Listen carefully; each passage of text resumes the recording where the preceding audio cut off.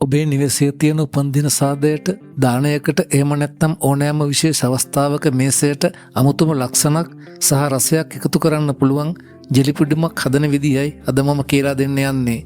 වැඩි වියදමක් යන්නේ නැහැ. ඒ වගේම හරිම ලස්සනයි. පෙනුම වගේම රසයත් උපරිමයි. මේ සඳහා මම රතු, කොළ සහ තැඹිලි රස වර්ග 3ක ජෙලි වර්ග පාවිච්චි කරනවා. මුලින්ම අපි ස්ට්‍රෝබෙරි ජෙලි එක සාදා ගමු. මද රස්නේ වතුරට ජෙලි ග්‍රෑම් 50ක් දමා හොඳින් කලවම් කරගන්න.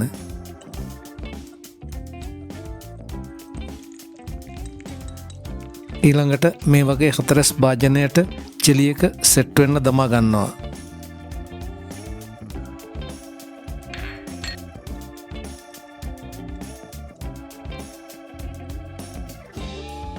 ඊළඟ ජෙලි වර්ග දෙකත් ග්‍රෑම් 50 බැගින් දමාගෙන කලින් ආකාරයටම ජෙලි එක සාදාගෙන 4 භාජන වලට දමා ගන්න.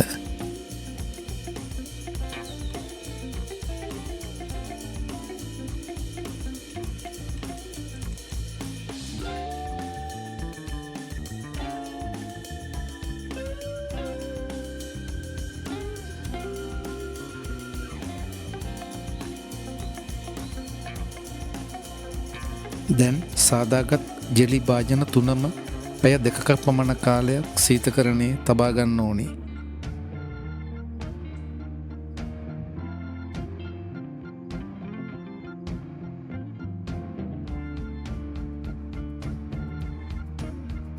එලකිරි මිලිලීටර් 500කට ජෙලටින් මේසැඳි 2ක් එකතු කරගෙන කලවම් කරගන්න.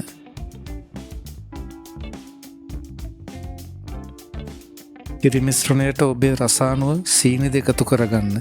මම නම් සීනි හැඳි එකක් එකතු කරගත්තා.